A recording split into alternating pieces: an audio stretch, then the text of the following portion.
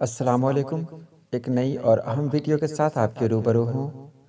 رمز عظیم آبادی، دبستان عظیم آباد کا ممتاز شاعر۔ تو چلیے ویڈیو شروع کرتے ہیں۔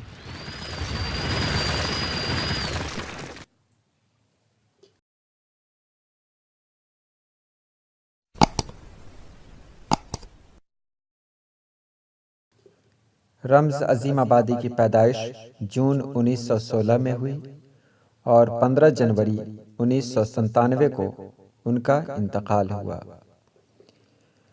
رمز نے 1949 کے آس پاس شاعری کی شروعات کی۔ ان کا پہلا مجموعہ نغمہ سنگ 1988 میں شائع ہوا۔ دوسرا مجموعہ شاخ زیتون 1998 میں۔ رمز کی غزلوں کے ساتھ ان کی نظمیں بے پناہ اہمیت کی حامل ہیں۔ رمز کی وفات 15 جنوری 1997 کو ہوئی۔ رمز ایک ایسے شاعر ہیں جنہوں نے اپنی زندگی میں بہت دکھ جھیلے۔ کبھی ان کو رکشہ چلانا پڑا تو کبھی انہوں نے قلی کا کام کیا۔ آخری وقت میں انہوں نے PWD میں ملازمت کی اور اس کے بعد ان کی زندگی قدرے بہتر ہوئی۔ گزشتہ صدی میں 70 کی دہائی کے بعد دبستان عظیم آباد کی جو شعری و تخلیقی تثلیث ابھر کر سامنے آتی ہے، اس میں کلیم عاجز اور مظہر امام کے ساتھ رمز عظیم آبادی جیسے لوگوں کا نام بھی آتا ہے، جن کی پیدائش جون 1916 میں سونار ٹولی پٹنہ سٹی بہار میں ہوئی۔ اس عظیم فنکار کے تولد کا مہینہ تو معلوم ہے، لیکن تلاش بسیار کے باوجود تاریخ تولد ہنوز دریافت نہیں ہو سکی۔ اس کی معقول وجہ یہ ہے کہ رمز کی پیدائش معاشرے کے ایسے پست ترین کنبے میں ہوئی جہاں عموماً تاریخ پیدائش ضبط تحریر میں لانے کا کوئی تصور بھی نہیں کرتا۔ رمز کی ابتدائی تعلیم کے حوالے سے ان کے معاصرین سے موصولہ روایت کے مطابق اردو پرائمری اسکول گلزار باغ پٹنہ میں ان کا داخلہ ہوا تھا، لیکن اس کی بھی کوئی تحریری دستاویزی شہادت موصول نہیں ہوئی۔ داخلہ مان بھی لیا جائے تو طے شدہ امر یہ ہے کہ چند مہینوں یا دنوں کے بعد ہی اقتصادی تنگ دستی اور حالات کی ناسازگاری کے سبب انہیں ڈراپ آؤٹ کا شکار ہونا پڑا۔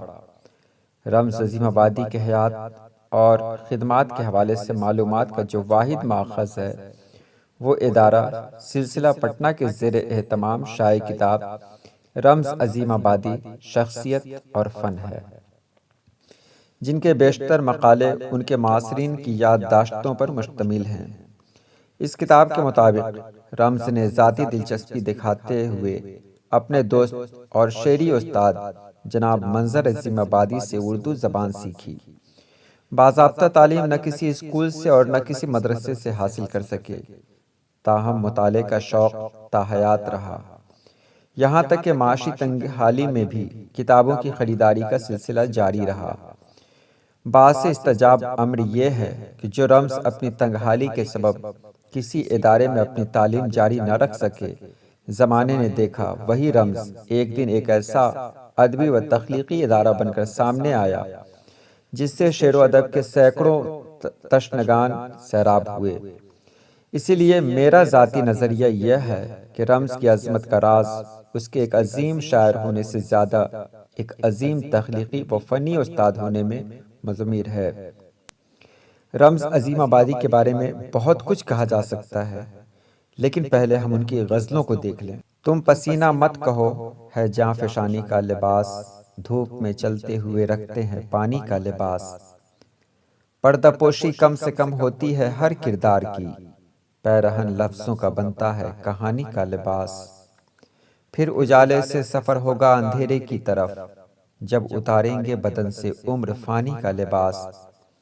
ساتھ چلتے ہیں چہکتے بولتے الزام بھی، بے شکن ہوتا نہیں یارو جوانی کا لباس۔ انقلاب وقت کا یہ بھی کرشمہ دیکھیے، ہے نمائش کے لیے اب آن جہانی کا لباس۔ مفلسی نے کر دیا ہے اس کی خودداری کا خون، وہ پہنتا ہے کسی کی مہربانی کا لباس۔ حکمراں تو دفن ہے تاریخ کے اوراق میں، درس عبرت دے رہا ہے حکمرانی کا لباس۔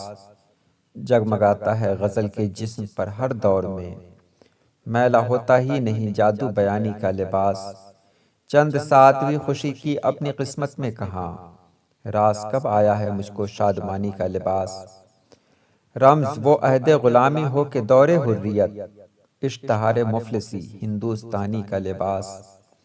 دوسری غزل ہے سمندر سامنے پیاسے بھی ہیں پانی بھی ہے، تشنگی کیسے بجھائیں یہ پریشانی بھی ہے، ہم مسافر ہیں سلگتی دھوپ جلتی راہ کے، وہ تمہارا راستہ ہے جس میں آسانی بھی ہے، میں تو دل سے اس کی دانائی کا قائل ہو گیا، دوستوں کی صف میں ہے اور دشمن جانی بھی ہے، پڑھ نہ پاؤ تم تو یہ کس کی خطا ہے دوستو، ورنہ چہرہ مصحف اعمال انسانی بھی ہے، زندگی عنوان جس قصے کی ہے وہ آج بھی مختصر سے مختصر ہے اور طولانی بھی ہے، رت جگہ جو بانٹتا پھرتا ہے سارے شہر میں، وہ فصیل خواب میں برسوں سے زندانی بھی ہے، بے تحاشا وہ تو ملتا ہے محبت سے مگر کچھ پریشانی بھی ہے اور خندہ پیشانی بھی ہے، اپنا ہمسایہ ہے لیکن فاصلہ برسوں کا ہے، ایسی قربت اتنی دوری جس میں حیرانی بھی ہے،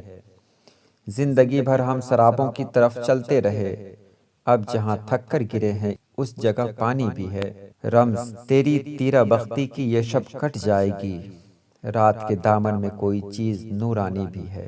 پٹنہ سٹی واقع نواب منزل کے نام سے موسوم نواب سید مصطفیٰ علی خان کی جس حویلی سے رمز کی والدہ کام کے سلسلے میں برسوں تک وابستہ رہیں، اسی حویلی میں رمز کی پیدائش ہوئی۔ بچپن میں حویلی کے مکینوں کے ماحول اور سرپرستی کا رمز کی مزاج سازی میں بہت عمل دخل رہا، لیکن شعور کی دہلیز پر قدم رکھتے ہی نوابی خانوادوں سے رشتہ منقطع ہو گیا، شاید اس قطع تعلق میں رمز کی خودداری اور انا پرست طبیعت کا دخل رہا ہو، ان کے دوست اور ادبی استاد منظر عظیم آبادی کے مشورے سے ان کا نام رضا علی خان اور تخلص رمز پڑا، انہوں نے وہ دور بھی دیکھا جب جوانی کی دہلیز پر قدم رکھتے ہوئے فکر معاش شدید تر ہو گئی تو رکشہ کھینچنے لگے، جب اس سے بھی کام نہ چلا تو قوالوں کے لیے کلام لکھنے لگے، قوالوں کے لیے انہوں نے کسب معاش کے لیے قوالیاں لکھی ہیں، ان کی تعداد لاکھوں میں ہے۔ زندگی کی راہ جب کٹھن ہو گئی تو تلاش معاش میں کلکتہ چلے گئے، جہاں یوسف آزاد، حافظ نابینا، پنہ لال بوس، رستم قوال، سریا پروین جیسے قوالوں کی دھوم مچی رہتی، یہاں ان قوالوں کے لیے کلام کی سپلائی رمز کا اہم ترین وسیلہ معاش رہا، رمز کو محنت کش طبقہ کا نمائندہ شاعر قرار دینے والوں میں سب سے پہلا نام پروفیسر مختار الدین آرزو کا ہے۔ مجھے رلاتے ہو لیکن وہ وقت آئے گا، ہنسو تو ہنستے رہو وہ عذاب ہم دیں گے، ہر آدمی کو یہاں دعوی خدائی ہے، اکیلی جان ہے کس کس کا احترام کرے، یہ آگ تو کسی کو بھی پہچانتی نہیں، جلتی ہوئی گھروں کا تماشا نہ دیکھیے۔ بیشتر ارباب نقد و نظر نے رمز کو مزدور اور محنت کش طبقہ کا شاعر گردانا ہے، لیکن پروفیسر عبد المغنی کا نظریہ ان کے فکر و فن کے حوالے سے قدرے مختلف ہے، وہ رمز کو احسان دانش کے بعد سماج کے سب سے بڑے شاعر تو قرار دیتے ہیں، ساتھ ہی وہ ان کو ان کی نظمیہ شاعری کی ایک نئی پرت اجاگر کرتے ہوئے لکھتے ہیں، رمز کو لوگ اشتراکی ترقی پسند سمجھتے ہیں، لیکن ان کے دوسرے مجموعہ کلام کی جو نظمیں میرے سامنے ہیں ان میں چند موضوعات یہ ہیں: معراج، طلوع اسلام، رحمت، جزو کل، جلوہ ہی جلوہ۔ ظاہر ہے یہ سب اسلامی موضوعات ہیں اور نعتیہ کلام کے نمونے، ان سے رمز کی اسلام پسندی اور حب رسول نمایاں ہے۔ معتبر ارباب نقد نے رمز کی شاعری کو قدر شناسی کے حوالے سے تا حیات لائق اعتنا تصور نہیں کیا، لیکن خود رمز کو اپنی فنکاری کے تئیں اس بات کا یقین محکم تھا کہ نہ صرف یہ کہ آنے والی نسلیں مجھے فراموش نہیں کریں گی، بلکہ میرے ذریعہ ایجاد کردہ طرز فغان گلستان ادب میں قابل تقلید ثابت ہوگا، آنے والی نسلیں ہم کو بھول سکیں ناممکن ہے۔